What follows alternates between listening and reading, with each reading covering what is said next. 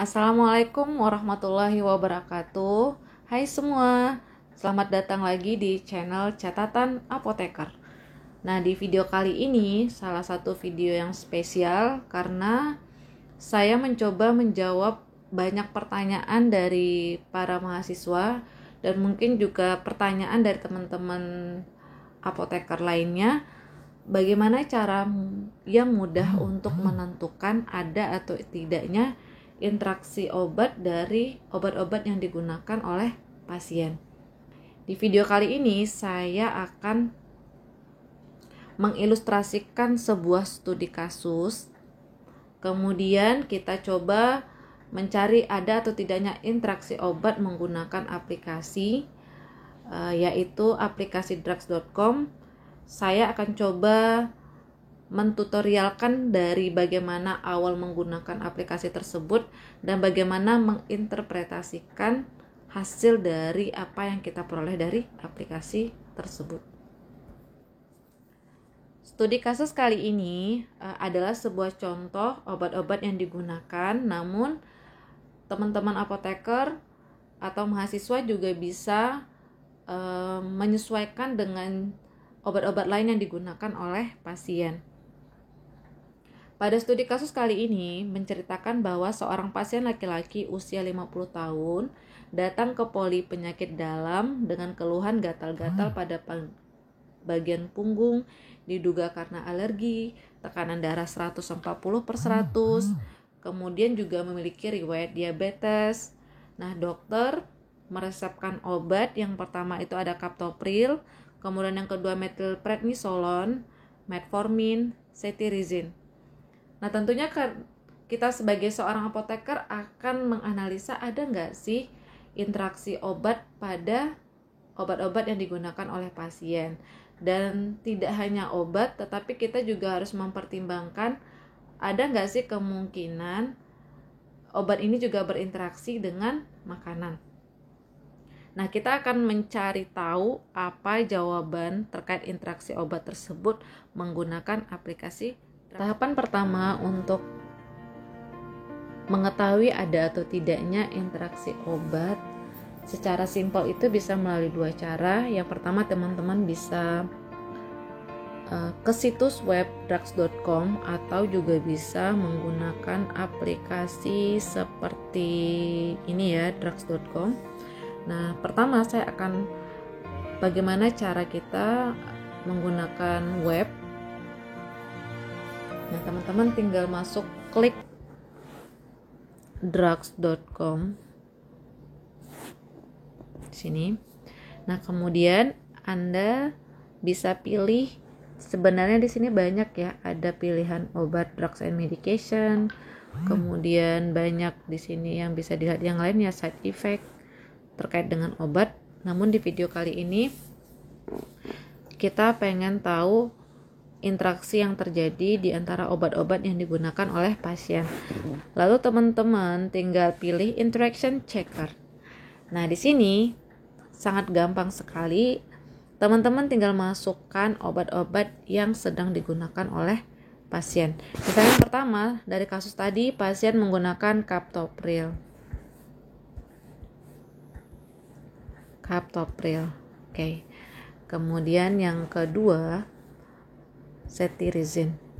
Nah, perlu teman-teman ketahui bahwa drugs.com ini merupakan aplikasi berasal dari US, sehingga obat-obat yang ada di aplikasi tersebut adalah obat-obat yang beredar di Amerika. Namun database-nya cukup banyak sehingga memungkinkan untuk ditemukan semua obat-obat yang banyak digunakan di Indonesia. Cetirizine kita masukkan, kemudian kita pilih cetirizine. Kemudian methylprednisolone.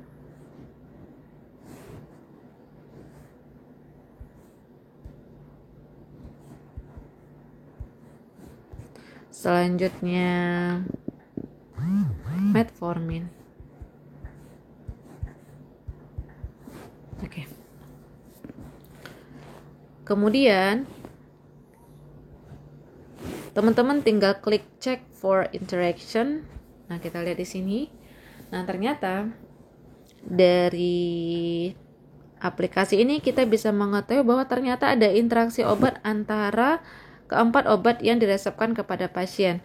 Nah, interaksi obat yang terjadi itu sebanyak 3 antara obat dengan obat, dan itu bersifat moderate, dan kemudian ada interaksi juga dengan makanan. Nah, sebelumnya perlu diketahui bahwa ternyata interaksi obat itu ada yang namanya sifatnya minor, moderate, dan mayor. Sebelum kita lihat satu-satu terkait dengan interaksi obat tersebut, saya ingin menyampaikan apa sih perbedaan antara moderate itu apa, minor itu apa, dan mayor itu apa, sehingga kita sebagai seorang apoteker mengetahui bahwa ketika obat itu interaksi obatnya secara mayor, apa sih yang harus saya lakukan sebagai apoteker? Apakah obat tetap diizinkan untuk digunakan, atau malah saya merekomendasikan untuk obat diganti? Nah, teman-teman perlu ketahui bahwa jika interaksi obat itu bersifat minor, umumnya kita sebagai seorang apoteker tetap membolehkan obat digunakan, karena kalau minor umumnya tidak terlalu bermakna secara klinis, dan kalaupun ada interaksi obat terjadi, itu efeknya tidak terlalu berisiko tinggi, sehingga masih boleh digunakan. Kemudian kalau moderate itu secara klinis itu cukup bermakna atau dia sedang, dan biasanya dicegah kombinasi, namun masih tetap digunakan karena biasanya benefitnya lebih besar daripada risiko. Namun pasien tetap perlu di close monitoring untuk memantau kemungkinan terjadinya efek dari interaksi obat yang membahayakan kepada pasien. Nah, kalau mayor itu biasanya sangat bermakna sekali terhadap klinis dan diupayakan untuk tidak digunakan secara bersamaan jika memang tidak ada pilihan lain. Dan diupayakan pada interaksi obat secara mayor ini biasanya memang obat-obat tersebut dicegah untuk kombinasi, diupayakan diganti obat yang lain karena biasanya resikonya lebih tinggi dibandingkan dengan benefitnya. Oke, jadi itu adalah pengelompokan dari interaksi obat. Selanjutnya, teman-teman kita lihat dari studi kasus tersebut. Yang pertama,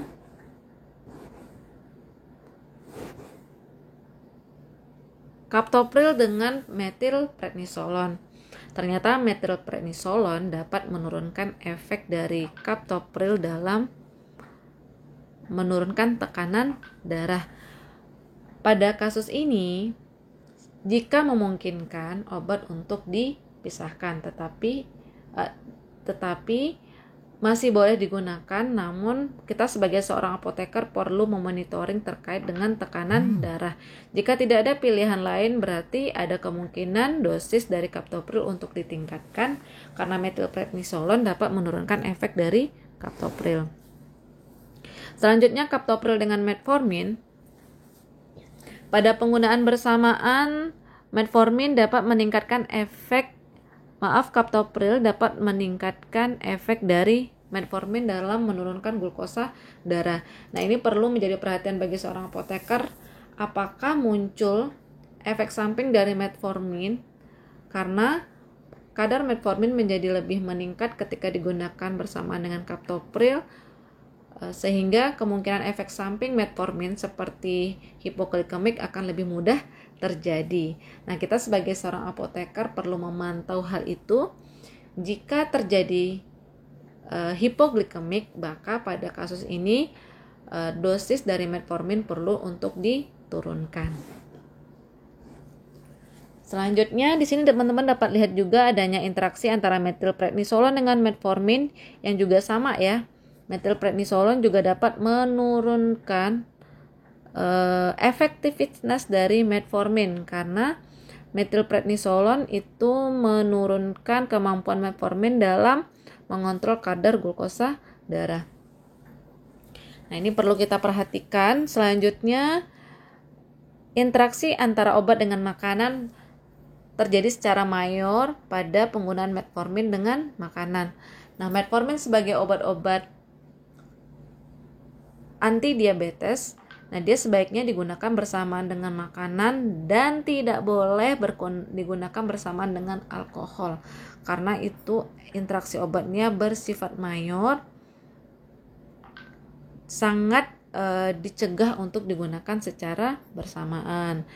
Kemudian di sini juga ada captopril dengan makanan, itu bersifat moderate ya. Captopril dengan makanan, biasanya captopril itu lebih disarankan digunakan dalam keadaan perut kosong karena termasuk golongan inhibitor AC.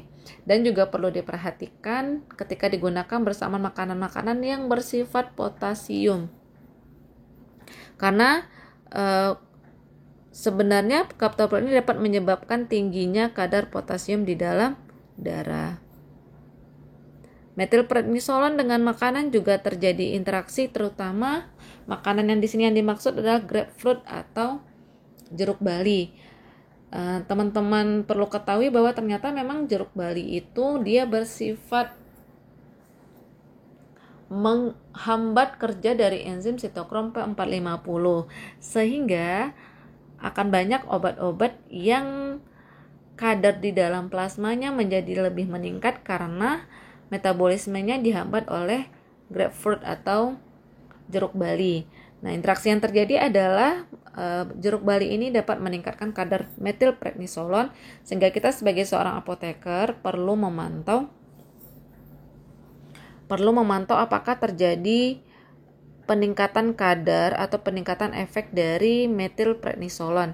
Dan sebaiknya pada kasus ini pasien tidak disarankan menggunakan jeruk bali ketika sedang menggunakan obat-obat. Selanjutnya, cetirizine dengan makanan juga interaksinya bersifat moderate, artinya boleh digunakan. Nah, di sini sebaiknya tidak digunakan bersamaan dengan alkohol karena dapat meningkatkan efek samping di sistem saraf. Artinya jika interaksi obat terjadi bersamaan dengan makanan, sebaiknya makanan itu dicegah untuk digunakan bersamaan. Namun jika kondisinya dengan obat yang masih tetap diperlukan, maka kita sebagai apoteker, jika interaksi obatnya terjadi secara minor atau moderate, kita masih boleh diberikan secara bersamaan, namun perlu monitoring lebih lanjut atau close monitoring. Demikianlah teman-teman contoh cara kita mengetahui ada atau tidaknya interaksi obat menggunakan drugs.com. Namun di sini sayangnya saya tidak bisa mentutorialkan menggunakan aplikasi karena tidak dibenarkan untuk memvideokan aplikasi tersebut. Namun di sini sebenarnya hampir sama cara penggunaan. Anda tinggal running application-nya, tinggal masukkan pilihan-pilihan obatnya, kemudian nanti akan keluar hal yang seperti ini, sama seperti by web hasilnya, jadi tidak terlalu jauh berbeda. Namun memang untuk lebih gampang, teman-teman bisa download aplikasi tersebut dan cara penggunaannya sangat gampang sekali. Oke, sekian video kali ini, semoga bermanfaat dan dapat diaplikasikan dalam dunia kesehatan, terutama teman-teman apoteker yang bekerja di bidang kesehatan atau bagi teman-teman mahasiswa yang sedang mempelajari terkait dengan interaksi obat. Demikian saja dan see you untuk next video-video berikutnya. Assalamualaikum warahmatullahi wabarakatuh.